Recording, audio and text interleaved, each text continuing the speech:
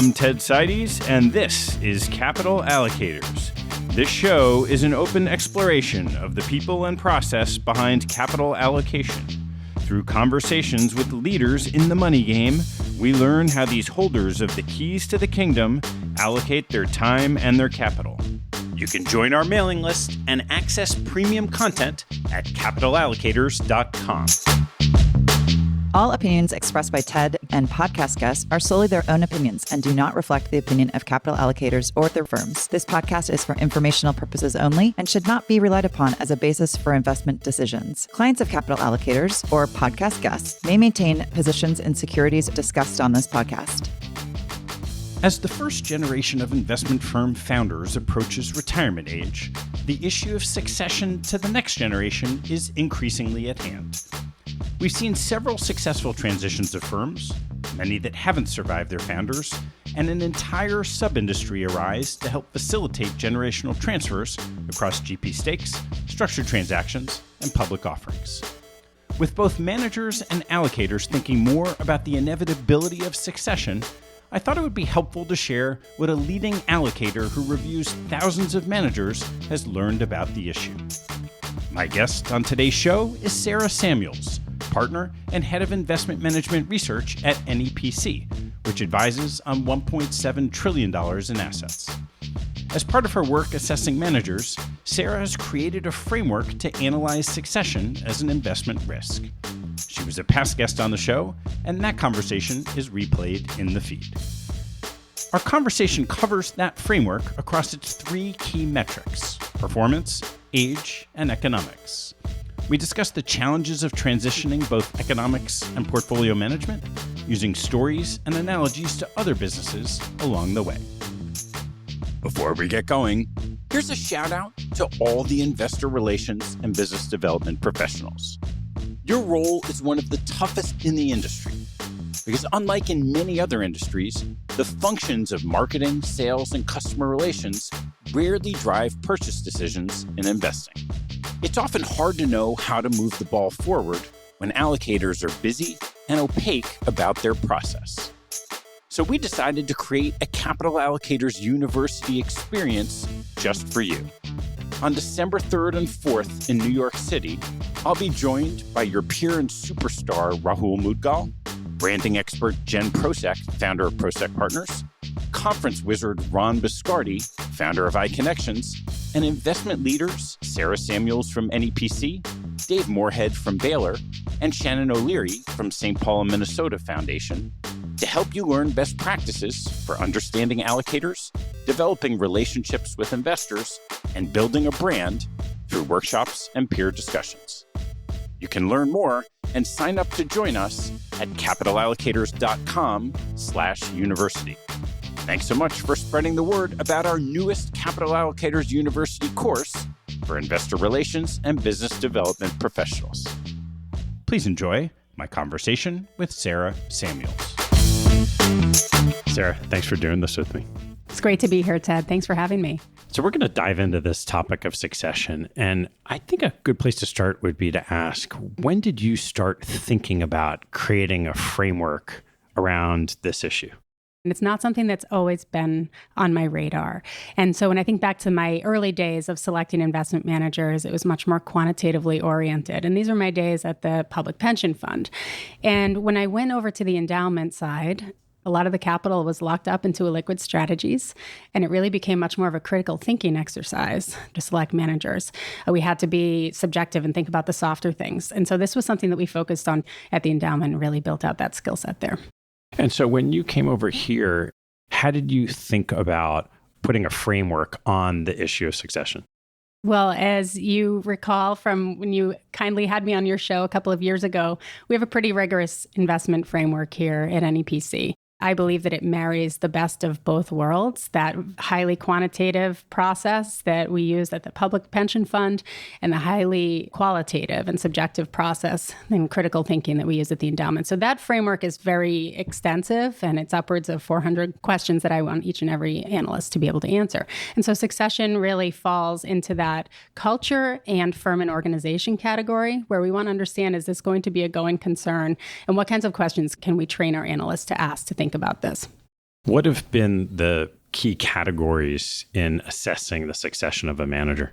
Yeah, so it's really three things that we are looking at. One is performance. The other is the key investor age. Are they approaching retirement? And then the third is the degree of next generation grooming. So those are three things that have a lot of subcategories underneath them. Let's tackle them one at a time. How does performance factor into thinking about succession? So we're looking at both short and long-term performance, and it's very important to think about succession through the performance lens. If we have an extended period of underperformance, it's going to lead to fatigue on behalf of not only the founder, who has accumulated a great deal of wealth in this organization and may be tempted to fold and say, you know what, I've made my money. I'd love a higher quality of life. I want to be happy and hang out with my grandkids. And then also, underperformance leads to turnover. And if people aren't getting their incentive comp that's based on performance. So in just that lens, how do you think about projecting versus what is? So if there has been some underperformance, but people haven't left yet, is that a risk? How do you rate that as a factor? In our experience, this is predictive. I'll tell a story. We did this analysis in one of my former roles, and we looked at every hedge fund portfolio in our program, and we presented it to the investment committee. We identified a list of GPs that were of higher concern to us on this succession framework that we built. And 2 weeks later, one of the firms that was at the top of our list, Highfields, announced that they were folding and turning into a family office. And how do you think about that as making a change in a manager? So we are fiduciaries for 400 plus clients and $1.6 trillion in assets. And our job is to ensure that the strategies that we are putting our clients' dollars in are sustainable, can generate returns, and are going to be good investments for the long term. So our allegiance is to our clients. That said, we view part of our job as providing feedback to managers and GPs. When you think about it, they have a sample size oftentimes of one, maybe a little more than one. But as you know from your time in your seat on the hedge fund side, Ted, you've seen hundreds, if not thousands of situations. And so that's a real advantage for someone in our seat and an investment consultant. So I could share stories about times when we've met with investment managers, identified some red or yellow flags in terms of their succession management, provided feedback to them. And then within 2 or 3 weeks, they've implemented changes. They were so grateful. They had good intentions. They just didn't know. How do you tease out, I don't know if it's short-term or medium-term performance softness and that question of fatigue, particularly the people on the team around the founder? So this is where meeting with the team in person is really important. You want to be able to look at the body language. You want to speak with other LPs to understand what kinds of discussions that they're having. And so it's really a matter of qualitative and then looking at those outflows. We can look at a number of different performance metrics, whether it's looking at Sharpe ratio for hedge funds, a drawdown. When we really want to understand, number one, are the junior and mid-level people and even senior people getting paid, or have they gone years without making a meaningful income because they're underwater? And number two, how likely is it that this founder is just going to wave the white flag? So that then leans into the second category of age. Fairly simple quantitative metric. What have you discovered in looking at age as a factor? This is always a tricky one because age is not something that we use as a solid metric. It's obviously very, very soft, and we need to be able to accommodate that every single person is different, and some can work very late into their careers and others maybe won't want to. But if we see a founder approaching retirement age, we're really going to look to see, have they groomed that next generation? What type of economic stake have they built up in the firm, especially with those founders who've had the firm for 20, 30 or more years? It's going to be really tricky to see who's going to be able to buy out their stake. The next generation likely hasn't accumulated enough wealth. There's a lot of tension on price, and this is something that needs to be thought about at least 5 years in advance of a liquidity event or a transfer of ownership. How does the size of the firm factor into that question of age? That's a good point. I think what we're really looking at is, does the founder own 100% of the management company or a meaningful majority? Or have they been bringing people along, offering people opportunities to buy in or maybe provide a loan for the next generation to become owners? Have they been reducing their ownership over time? If there's a large lump sum, whether it's a boutique firm or a huge organization, it's probably going to be tricky for that next gen to buy them out, which leads to increased risk of a GP stake coming in or an outside minority or majority investor, which necessarily changes the incentives and the way that the firm culture works and what they're striving to achieve. So let's turn to this big category of grooming the next generation. What are the different steps along the way?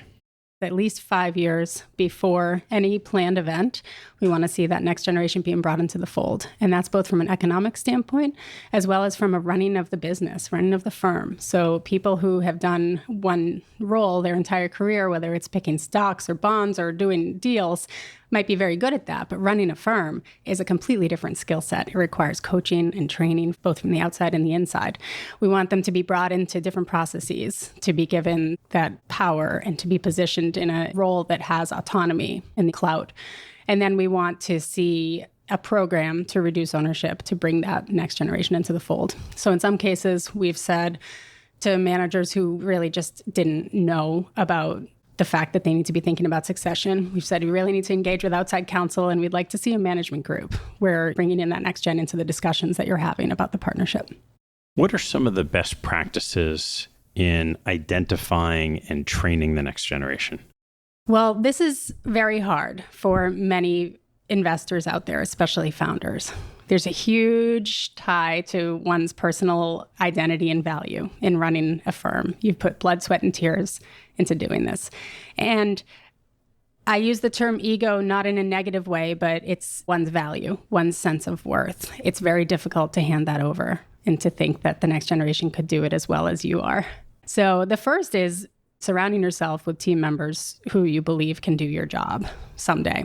As I always say, I want to be surrounded by people who are smarter than me and much more capable than me. That's not easy for every person. So that's the first thing. The next is thinking about engaging with outside counsel. There's a lot of different ways to do these types of things. And we want to make sure that if you're the founder and the owner, that you're forecasting to that next gen what's coming and that you have plans for them to take over. How about the mentorship of being a leader in an organization? Well, that's a great point. And I think it comes from both mentorship, one-on-one, elbow to elbow within the organization, because every organization has nuances. But it also, in my mind, should include having an executive coach, because this is unlike any other area of our jobs. We don't go to school for years. We don't sit for CFA exams. We don't go to grad school to learn how to manage people necessarily. Oftentimes, it's the person who has a zone of genius in doing deals, and then they're asked to manage people, and they have no idea what to do. They throw spaghetti against the wall to see what sticks, and a lot of damage can be done in the meantime. Wellington has a wonderful program where they are basically providing in-house executive coaching and a leadership program for managing directors and even some partners to learn about these skills, and other organizations support a coach. The other key part of this is always going to be the economics. If you're looking at an organization and just trying to see how the current economics are shared, what rates as good in terms of your assessment of a manager, and what's on the other end of the spectrum as bad? So the economics, we could break them down into carry ownership of the management company. Of course, we want to see carry distributed among the people who are doing the deals. That's table stakes. We're going to match the attribution, who's doing the deals and creating the value, and are they getting appropriate compensation? Because they're going to leave. We see it all the time if they're not treated fairly. So we want to make sure the carry distribution is there. And then when we think about ownership of the management company, that is a bit of a puzzle where we're tying it back to the investor age. If they're in the early 50s, late 40s, if they own 100%, that's fine. We want to make sure that it's on their radar to be thinking about transitioning that ownership. Another soft indicator is the naming convention of the firm. If it's somebody's last name, it's a bit of an indicator that perhaps there's maybe going to be some difficulty in imagining a firm without them. And it does happen. The name can stay, but it oftentimes is more difficult. And then when it comes to the succession plan, we want to understand what is the formal internal succession? Who are they training up to be their backup? And then we want to understand if something happens unexpectedly and they're incapacitated or gone, where will their ownership go? And oftentimes it's going to go to the family and to an estate. And we've actually seen situations where you have a daughter or a son who has no idea what the investment industry is, owning this firm, and lack of clarity in terms of who's going to run it and how. On the carry piece, let's say the year to year, you have the spectrum of some firms who, let's say it's an eat what you kill model, the people who are generating the profits in that year or some period of time get the economics. And then others that say, no, these are longer term, everyone has to buy in on some version of shared ownership. How do you think about what works best? There are some strategies where eat what you kill can make a lot of sense. So something where people can operate in a fully autonomous way. More often than not, we're looking for a team-based approach. And so we want to see alignment there because there can be some real perverse incentives when you're motivating people to operate in a siloed way. When you get to this period where, let's say, the economic side of the succession, maybe they've groomed the next generation, they're ready to take leadership, but there has to be some economic transaction. What are the different ways you've seen that flow through an organization? So there are lots of different ways that this can be constructed, but I think the most important thing to recognize is that there is going to be tension and that everyone is going to feel as though they're leaving something on the table. So there needs to be a price at which the founder will sell and at which the next generation will buy. And the challenge is that you're going to continue working together. This isn't like doing a deal with an outside organization. There can be real cultural damage done if it's not handled extremely carefully, because the founder will likely feel that they're leaving something on the table, and they might need to in order to provide an accessible ownership entry point for that next generation. So you really need a solid third-party valuation provider that has lots of transparency so everyone can see what's going into that. And that's going to be, what are the comps that you can look at that are available? Multiple valuation approaches, whether it's a DCF or transaction-based comps, or looking at those types of things. And then the other way that we've seen is that next gen buys the ownership directly from the founder with capital that they've accumulated in their personal wealth. 8 times out of 10, I would say they don't have enough money to do that. So the firm can provide a loan to the next gen to buy in. Or there could be an equity participation agreement where you come in and you get an ownership percentage in your stake in the firm. You participate in the valuation increase from that point going forward. So it costs $0, but you also come in with $0 in equity and you participate in the future equity. There's a lot of legal work that can be done on recycling provisions. So when someone retires, how their ownership gets distributed through the organization.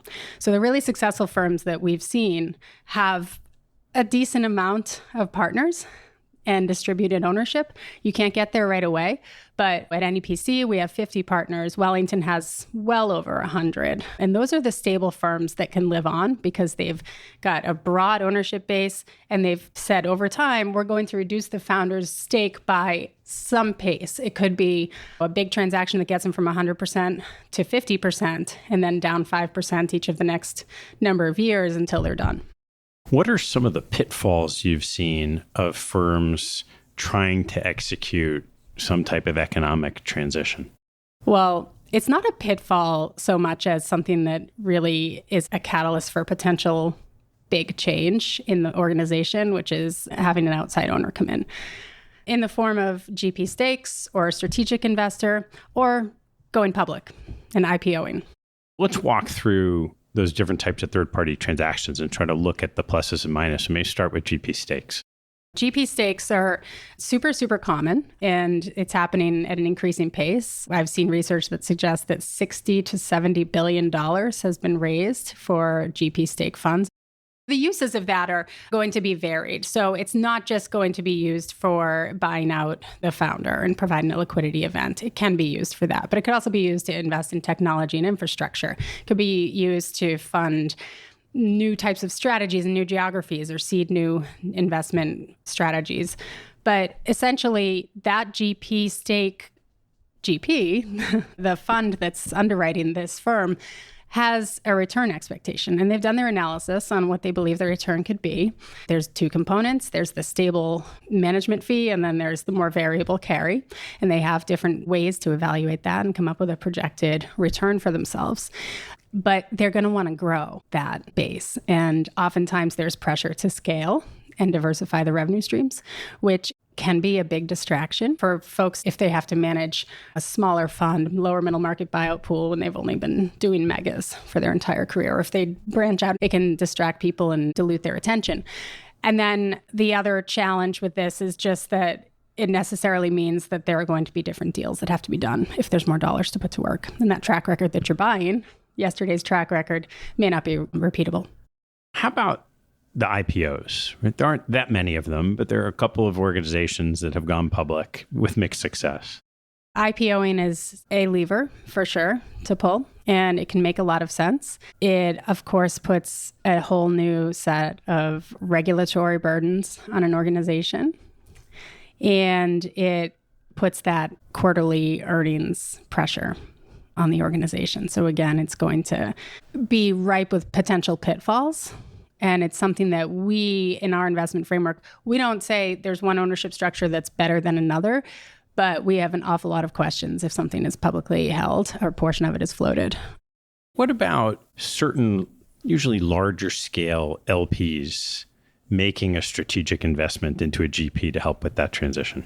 I think that can make a lot of sense. There are a lot of public funds out there who their argument is, if we're paying these fees, we might as well participate in some of that and get it back, whether it's a perpetual investment or if there's some sort of exit. The question is, have these LPs got the experience and are they equipped to make these types of investments and value them appropriately? What have you seen across different strategies? So you think about long only, maybe hedge funds, private equity, venture capital, in terms of the ways they've gone about succession and lessons they can learn from each other. We have so many stories of both really well-run succession and very poorly run and everything in between. And so I'd love to tell a story about comparing and contrasting two founders who handled their succession stories very, very differently. So the first one is Oaktree, very well managed. This is a large private markets GP, focused on all sorts of things and founded in the mid-90s. So been around for a while. They thoughtfully saw the need to begin transitioning ownership. And they had a number of liquidity events, including selling a percentage to clients and then to institutional investors via private placement and then ultimately via an IPO. And they floated 6% of the company. So at this time, the co-founders were in their mid-60s and mid-50s, respectively. They reduced their ownership in the company to sub 15%, which is really meaningful. And it's something that we like to see, that small ownership. This really equipped the firm to begin to be fully self-reliant and be able to be sustainable in the long term. And just as importantly as transitioning the economic ownership, they began to transition their decision-making authority to the next generation. And they formally named people to be CIO, and in decision-making roles, the founder still sits on the board, but the next gen has been elevated to a co-CEO structure. So now the firm is nearly 30 years old, and it's very clearly going to be able to continue to run. And we contrast that with another one. This is a large hedge fund that was founded also in the early mid-90s. This firm is not as evolved in terms of thinking about its succession plan. So taking the situation through our framework and those three parts, performance, we've seen large outflows of assets, and we've seen a lot of senior professionals leave, whether it's based on fewer dollars being managed or whether it's based on poor performance or culture. They probably don't see that there's a potential for them to have a leadership role in the firm long term. Key person age. So the founders are approaching 70 years old in the next couple of years, and they're very involved in the business. That's a red flag for us. And then the degree of next generation grooming, a bunch of red flags. So the management company is owned 50-50 by two co-founders who are approaching 70. They've owned 50-50 for 30 years. If they're unexpectedly incapacitated, their ownership will go to their family estate. The firm has partners, but all the equity is controlled by the founders. And this firm just recently did sell a stake to an outside minority owner. They didn't use this liquidity event to distribute or offer ownership to that next generation. They still own 50% each of the profits of the management company that they still own. They appointed a co-CIO a few years ago, who's now CIO, but the founder continues to be the face of the firm. And for all intents and purposes is considered to be a key person by the GP and by us. And so now the firm, just like the first one I mentioned, is over 30 years old. And if one of the founders goes, whether it's voluntarily or involuntarily, the firm is done. How do you think about, say, particularly that second firm? There's also an experience curve where, say, someone in their 70s might know a lot about the markets, have climbed this curve, are still super passionate about investing. So how do you think about, okay, this doesn't look like a firm that's going to have a significant long-term succession, but it might be a great place to invest until there's an event, and then you take your capital back and you move on to the next one? For sure. So that's where the risk of investing in public markets and hedge funds is very different. So in public markets, you can vote with your feet tomorrow, or at least the very longest, probably next month. With a hedge fund, you just want to be careful of the risk of you being the last one holding the bag. So you want to look at the underlying securities, their liquidity, what types of demands are there if you needed to sell. And with any hedge fund, we want to make sure the liquidity of the underlying matches the terms of the fund. And how do you think about this in private equity? I think private equity has this mystery around it in terms of how to allocate capital. What do people think about and what do they do? Such an advanced skill set required to commit to private equity. And it is. But all the work is front loaded, really. Once you've made that initial decision to commit, it's kind of like a marriage, a short marriage, but 10 to 12 years or to 14 years, and you're buying that team. And so this is an analysis that you need to have done at the very outset to understand, are you willing to underwrite this firm for the next 14 years? And sure, you can do a secondary sale. They're really expensive, and it took a ton of time. So it's not really something you want to plan on. What have you seen in the venture capital world as analogs? These are new businesses that often have founder succession challenges. So this is a really interesting thread to pull on. Asset managers are not the only ones who are struggling with managing succession. There's so many similarities with founders of venture firms. And why do we all struggle with this? It's really because, as we talked about, there's a great deal of personal identity wrapped up and really one's sense of self, as well as just a passion for the company that they've built. So when we think about a couple of analogs, one would be comparing this succession analysis in the asset manager context to succession analysis in terms of founders of VC-backed portfolio companies, so entrepreneurs. And then the other is looking at family-owned businesses. They're very, very similar issues. And we can certainly, I'm sure we've all seen the show Succession and seen how that plays out. But when we think about venture-backed companies, there's one study that found that about half of founders are replaced by VC firms who've invested in the company by the time they reach the third round of financing, and that 75% of founders have been replaced by the time a company IPOs. So why are founders replaced? There's a couple of different reasons.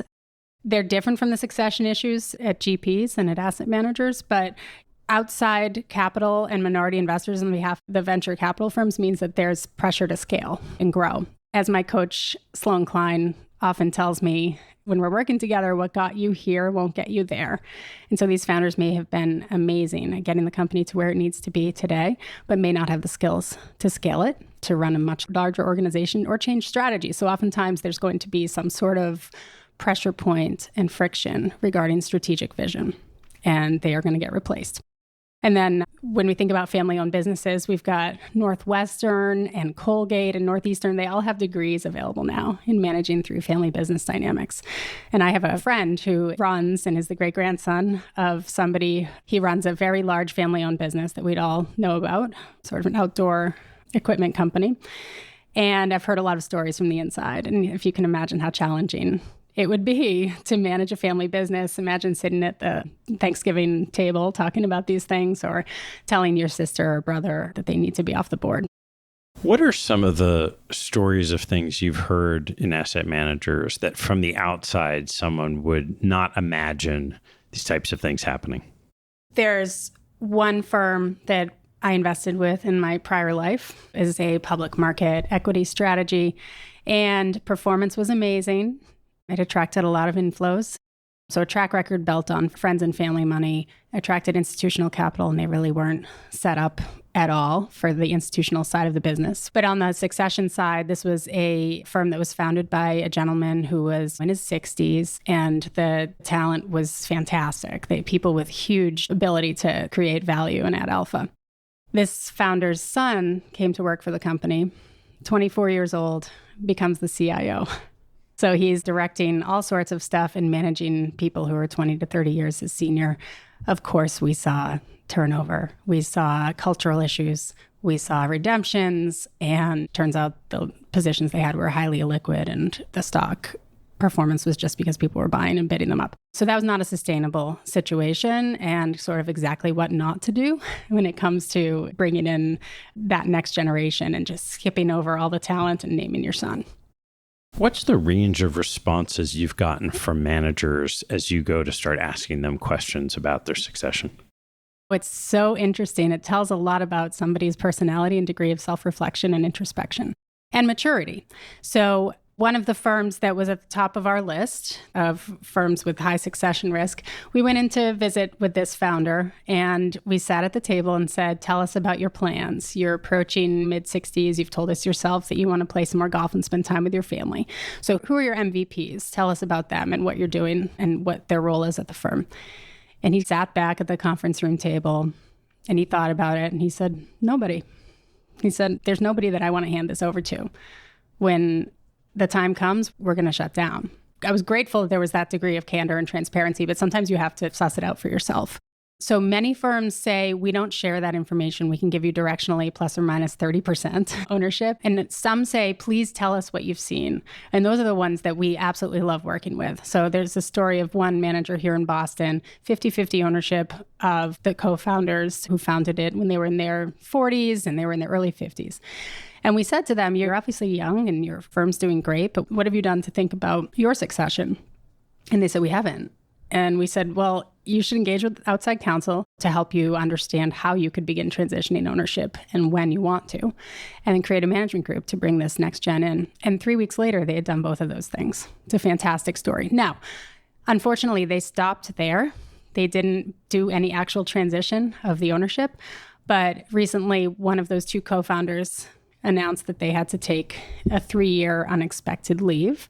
And only now are they thinking, what should we do with his ownership? But because they had created that management group and planted the seeds and worked with outside counsel, they were set up much better to deal with this unexpected event. Would have preferred to have seen them do it earlier. When you take all of these inputs that you're gathering, how do you incorporate where a manager is in their succession planning into your rubric of your assessment of whether you're going to recommend a manager to clients or not? So it's not black and white. It is very nuanced. And a third of our investment framework is what we call analyst opinion, which is our instinct and our gut based on spidey sense. So based on our experience, where can we reflect just how we generally feel about this? But on the more formal side of how we incorporate this, it's into the firm and organization section, and it's but one component. So it's probably a sub 5% rating. But I would say it heavily informs how we're going to structure our analyst opinion. And it's something that I think working at a private partnership here at NEPC has actually really helped to be a part of the inner workings of understanding how economics are passed down, because we're in our third generation here and it's been successfully transitioned from the founder, but we've learned a lot of lessons along the way. So that helps. What were some of the key lessons that you've learned that as you talk to managers, you find that community is just unaware of? Generally speaking, most firms don't want really to engage on this topic. When you think about why would that be, it makes us think about our own humanity and mortality. Nobody wants to think about that. I've thought in the past, when I'm in my 40s, I'll slow down. And it's like, no, you don't. You don't ever slow down. You don't ever feel your age. It takes a special person to be able to think about that proactively. When we're meeting with managers, oftentimes they don't want to talk about the details. But when we speak with that next generation, that's where we really get a lot of the information. And better yet, a junior person who really can fill in the holes as to the culture. So we've had a meeting with a person who runs the firm. This is a venture manager in New York. And we went in and said we were supposed to meet with the founder and they weren't available at the last minute. We got a junior to mid-level person who hadn't been trained in terms of how to speak with us. And they just opened the kimono and told us everything, every gripe that was going on between individuals at the firm about lack of mobility. And so these can be really helpful discussions to understand the texture of the organization.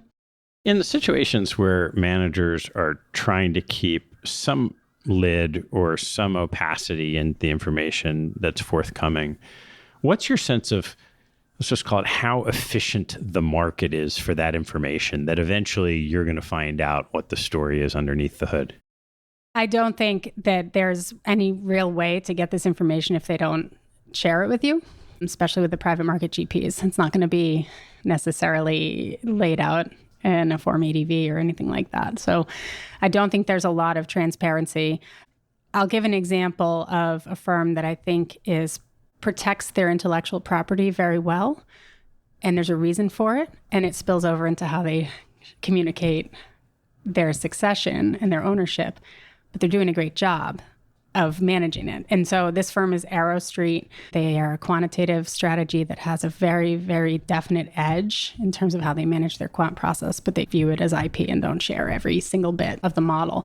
I would say that they're similarly not as open about the ownership structure, but we have seen very, very thoughtful succession planning over the years. So owned by a number of partners. And this is an interesting story of one where there was some turnover in a senior position recently. And we said, hey, this is probably concerning. Let's see what's going on. When we look back at our framework from last year and the year before, they had been grooming all sorts of people to run this strategy and to be in a position of decision-making authority, which it's on the succession front in terms of managing portfolios, not necessarily ownership. And so they had really groomed and spent a lot of time, and we realized that they were super well positioned and thoughtful.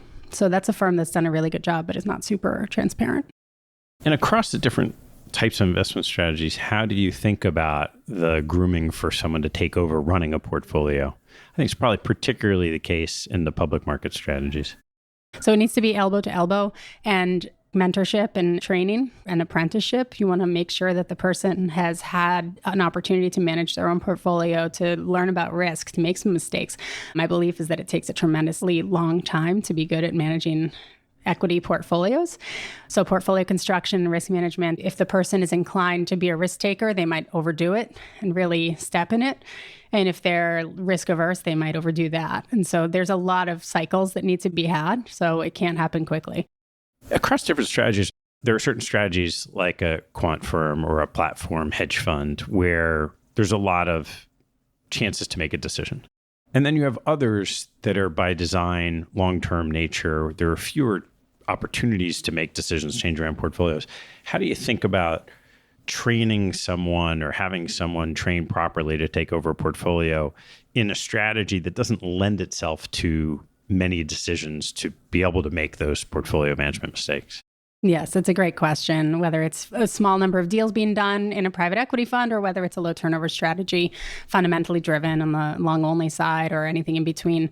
So I just did a podcast with Jean Hines myself a couple of weeks ago, and she talked about this exact point, and she was trained by Ed Owens. And she said that, number one, he was a gardener. So he would trim and he would rebalance, and he did a lot of work, not necessarily putting new positions on and taking them off, but managing the portfolio over time. So that's a really important thing to remember, that there's not just the big decisions, there's lots of little ones along the way. And then she talked about how it took a long, long time and that he brought her into every meeting. He gave her some training ground after a few years to see how she'd do. And she had some big risks that she took and they didn't necessarily pan out. And that's how the lessons are learned. And so having the feedback mechanism and, like I said, the elbow to elbow mentorship. I think portfolio construction is one thing, especially in the venture side, where newer funds, founders on the GP side, who haven't done this before, have very little idea of how to construct a portfolio, whether it's having reserves or position sizing, the pace of investing and monitoring those. What we like to know is there some sort of a mentor? And many of the best firms that we've seen, especially with those newer founders, newer entrants to the VC space, maybe they were founders who exited a huge investment on a portfolio company side, and they've made a tremendous amount of wealth and they want to try their hand in investing. We want them to have mentorship from a really seasoned venture GP. And we see that all the time. There's actually quite a bit of training that VCs are willing to give to one another, which is great. How do you think about the differentiation between a boutique? Most VC firms probably fall into that. Smaller public equity firms or hedge funds compared to much longer standing, maybe traditional long only to mutual fund organizations, Wellington Capital, fixed income organizations, in terms of how you calibrate that succession in a smaller firm? So there are so many things to think about with smaller firms versus larger firms. When you're at a small boutique firm, you wear a lot of hats. So you need to be able to be facile and creative and have a lot of stamina and the ability to try new things, take risks, and be entrepreneurial. And so you might be a portfolio manager who's putting together a marketing slide, or you might be going to the back office to see how the operations team has valued a security. Whereas at a large organization, there would be a lot of support to do that. So you got to get your hands dirty in more ways and open your eyes to what it means to work at a boutique. It's very, very hard. Not only that, but the cost of data and the cost of regulatory compliance has gone up tremendously. So I think at a boutique firm, succession not only means managing the portfolio, but all these other things that there isn't necessarily a team for. As you look over the next couple of years, what would you like to see happen industry-wide relating to these succession issues? I would like to see more firms engage with a coach and engage with outside counsel to learn more about their options for transitioning to that next generation. And I would say 9 times out of 10, that next gen has no idea what the firm's plans are for them. So forecasting, letting them know if you have top talent, you really need to tell them what you imagine for them for their future and how that might play out and involve them in these discussions.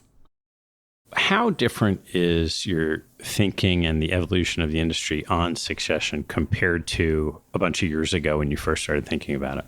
Never thought about it 10 years ago. It wasn't even on my radar. I didn't appreciate the fact that it could have meaningful implications for performance and turnover.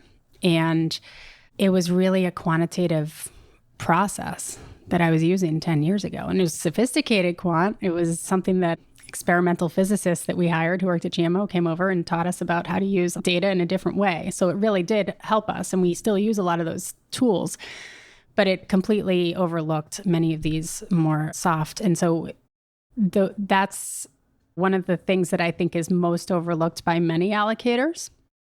And how about compared to 5 years ago? 5 years ago, it was very firmly on my radar. We viewed it as one of the largest risks in our portfolio, to just put things in perspective. A lot of our analysis was done on that, and especially at a particular point in time. So 5 years ago, we were really seeing this increase in founders who were in their late 50s, early 60s, mid 60s, who had done very little thinking about that next gen. And it's so interesting. I remember this one GP that came into our office 5 years ago, 6 years ago, and we said, "You're still doing an awful lot. You're the face of the firm. You're running all the portfolios. How are you doing it all? And who's next?" And they said, "Kids these days, they just don't work the same way that we did, and they're not ready." And the CIO challenged this person and said, "Were you ready when you were given your chances?" He's like, "Absolutely not." And so I think it's just understanding that you need to take chances on people if you want it to be a sustainable firm. All right, Sarah, well, I can't let you go without asking for an update on your book. Thank you, Ted. Thanks for asking. So Braving Our Savings is a children's book, and it's designed to inspire and teach kids of all backgrounds to invest and be brave. And we are sold out. We're doing a reprint, which will come out in the fall. And we've taught 1,700 children live about investing and about how to take these risks. And we've given the book away to about 1,500 kids. So we've had great support from institutions and individuals alike. Fantastic. Well, Sarah, thanks so much for sharing these thoughts about succession. Thank you, Ted. Thanks for listening to the show. To learn more, hop on our website at capitalallocators.com, where you can join our mailing list, access past shows, learn about our gatherings, and sign up for premium content, including podcast transcripts, my investment portfolio, and a lot more. Have a good one, and see you next time.